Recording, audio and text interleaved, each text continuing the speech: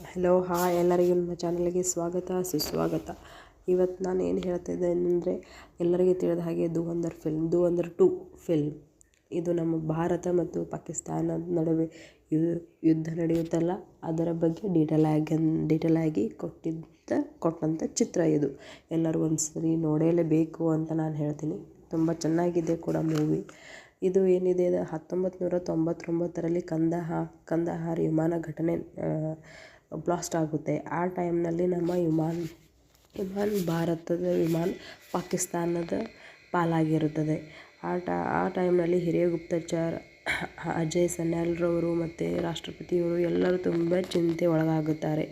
ಆ ಟೈಮ್ನಲ್ಲಿ ಪಾಕಿಸ್ತಾನದ ಮುಖ್ಯಸ್ಥರು ಹೇಳ್ತಾರೆ, ಇಲ್ಲ ನೀವು ನಮ್ಮ ದೇಶದ 3 ಉಗ್ರರನ್ನು ಬಿಡಬೇಕು, ಅಂದರೆ ನಾನು ನಿಮ್ಮ ವಿಮಾನದಲ್ಲಿದ್ದ ಪ್ರತಿಯೊಂದು ಪ್ರಯಾಣಿಕರನ್ನು ಮತ್ತು ವಿಮಾನವನ್ನು ವಾಪಸ್ ಕಳಿಸ್ತೀನಿ ಅಂತ ಪಾಕಿಸ್ತಾನದ ಮುಖ್ಯಸ್ಥ ಹೇಳುತ್ತಾನೆ. ಬಟ್ ಇದಕ್ಕೆ ಅಜಯ್ ಸನ್ಯಾಲ್ರವರು ಒಪ್ಪೋದಿಲ್ಲ. ಯಾಕಂದರೆ ಈ 3 ಜನ ಉಗ್ರರನ್ನು ನಾವು ಬಿಟ್ಟರೆ ಇವರು ಮುಂದೊಂದು ದಿನ ನಮ್ಮ ಹಿಮಾಚಲ ಪ್ರದೇಶ ಮತ್ತು ದೆಹಲಿಯಲ್ಲಿ ಬಾಂಬ್ ಹಾಕಲ್ಲ ಅನ್ನೋದಕ್ಕೆ ಏನು ಗ್ಯಾರಂಟಿ?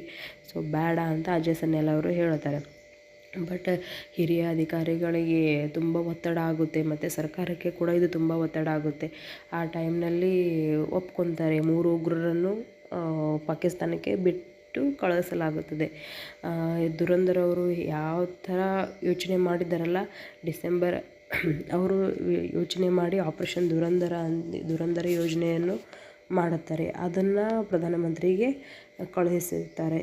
ಅದೇ ಅಜಯ್ ಸನ್ಯಾಲ್ ಅವರು ತಿಳ್ಕೊಂಡಿರ್ತಾರಲ್ಲ, ಇವರು ಮುಂದೊಂದು ದಿನ ದೆಹಲಿ ಹಿಮಾಚಲ ಪ್ರದೇಶದಲ್ಲಿ ಬಾಂಬ್ ಹಾಕ್ತಾರೆ ಅಂತ. ಅದು ಖಂಡಿತನೇ ಅದು ನಿಜನೇ ಆಗೇ ಬಿಡುತ್ತೆ. ಡಿಸೆಂಬರ್ 13, 2001ರಂದು ಭಾರತದ ಸಂಸತ್ತಿನ ಮೇಲೆ ದಾಳಿ ನಡೆಯುತ್ತೆ. ಆ ಟೈಮ್ನಲ್ಲಿ ನಮ್ಮ ಪ್ರಧಾನಮಂತ್ರಿಯವರು ಅವರಿಗೆ ಕರೆಸ್ತಾರೆ. ಅಜಯ್ ಸನ್ಯಾಲ್ರನ್ನು ಕರೆಸಿ, ನಮಗೆ ಇವಾಗ ನಿಮ್ಮ ಕೆಲಸ ಅಲ್ಲ, ನಿಮ್ಮ ಕೃತಿ ಬೇಕು ಅಂತ ಹೇಳ್ತಾರೆ. ಆ ಟೈಮ್ನಲ್ಲಿ ಆಪರೇಷನ್ ಧುರಂಧರ್ ಸಕ್ಸಸ್ ಆಗುತ್ತೆ. ಆಪರೇಷನ್ ಧುರಂಧರ್ ಸ್ಟಾರ್ಟ್ ಮಾಡ್ತಾರೆ ಆ ಟೈಮ್ನಲ್ಲಿ. ಇದರ ತಿಳಿದಾಗಿ ನಮ್ಮ ದೇಶದ ಒಬ್ಬ ವ್ಯಕ್ತಿ, ಅಂದರೆ ಬಲಿಷ್ಠವಾದ ವ್ಯಕ್ತಿ, ಪಾಕಿಸ್ತಾನದ ಕರಾಚಿ ಲಿಯಾರಿ ಪ್ರದೇಶಕ್ಕೆ ಹೋಗಬೇಕಾಗಿರುತ್ತೆ. ಕರಾಚಿಯ ಲಿಯಾರಿ ತುಂಬ ಅತ್ಯಂತ ಕಠಿಣವಾದ ದೇಶನೇ ಅನ್ನಬಹುದು. ಪಾಕಿಸ್ತಾನ ಅಂದ್ರೇ ತುಂಬ ಕಠಿಣ, ಬಟ್ ಕರಾಚಿ ಅದರಲ್ಲೂ ತುಂಬ ಕಠಿಣ, ಅಂದರೆ ಕ್ರೂರಿ ಪ್ರದೇಶ ಅಂತೆ. ಮತ್ತು ಇದು ಪಾಕಿಸ್ತಾನದ ಕರಾಚಿಯ ಲಿಯಾರಿಯನ್ನು ಛೋಟಾ ಪಾಕಿಸ್ತಾನ ಅಂತಲೇ ಕರೆಯುತ್ತಾರೆ. ಮತ್ತು ಅದರಲ್ಲಿ ಹಮ್ಜಾ ಅವರು ಹೋಗುತ್ತಾರೆ. ಹಮ್ಜಾ ಅವರು ಮುಖವಾಡ ಹಾಕಿ ಹೋಗುತ್ತಾರೆ, ಅಂದರೆ ಹೇಳೋದಿಲ್ಲ ನಾನು ಭಾರತೀಯ ಅಂತ.